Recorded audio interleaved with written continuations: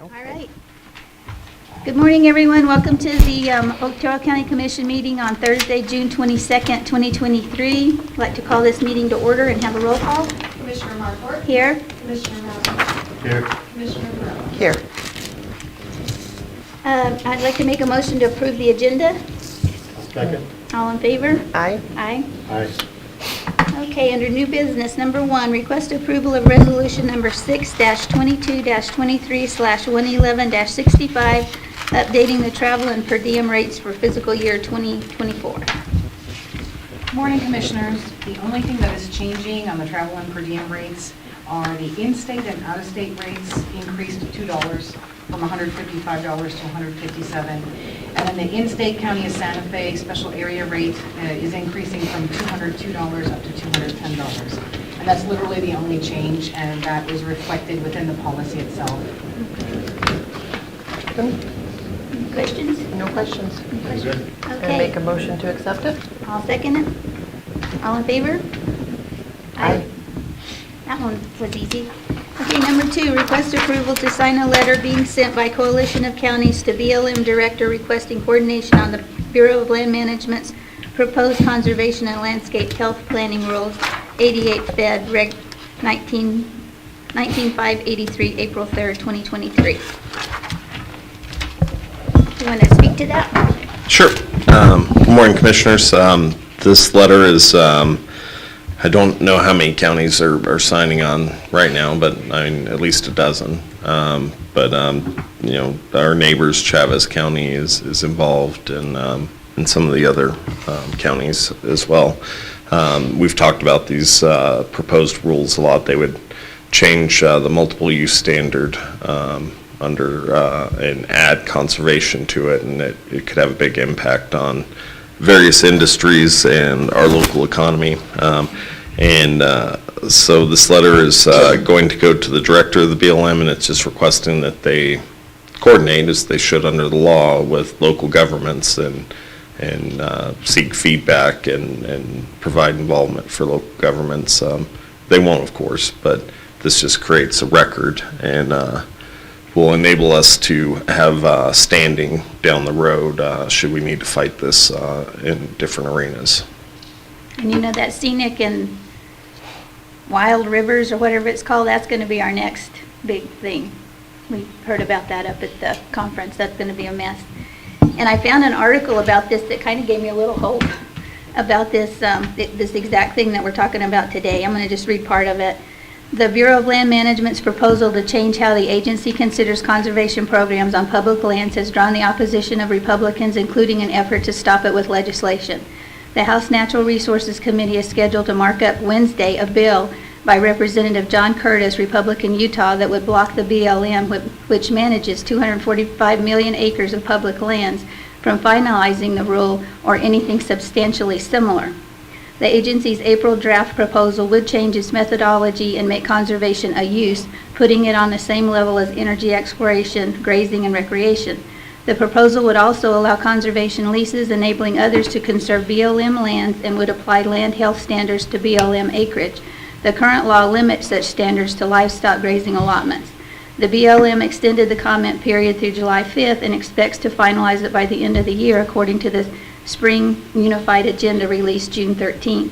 This rule would devastate rural economies across the West, said House Natural Resource Chairman Bruce Westerman, Republican Arkansas, at a hearing last week. Under the guise of conservation, the rule would only further this administration's radical preservationist agenda. Republicans say the administration is attempting to finalize a rule that would lock Westerners out of nearby public lands. South Dakota Republican Governor Kristi Noem and Wyoming Republican Governor Mark Gordon opposed the rule at the hearing last week. Some livestock, fossil fuel, and renewable energy groups have also expressed concerns about the proposal.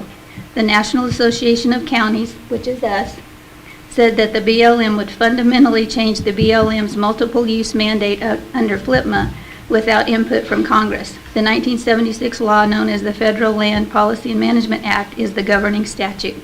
16 Republican senators raised similar concerns about congressional intent in a May 11th letter to BLM Director Tracy Stone Manning. They said Congress provided no authority for conservation leases.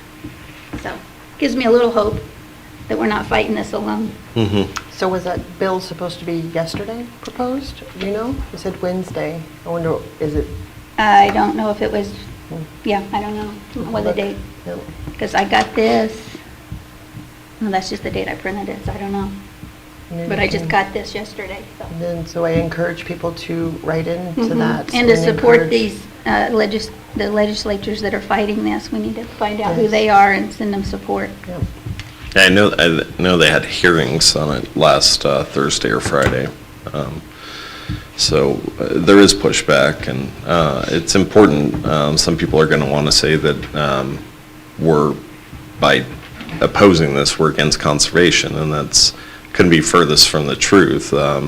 And ranchers and other industries that utilize the public lands aren't against conservation either, because it's necessary so that they can continue to do the industry for years to come. If they weren't being stewards of the land, then they would lose their income source.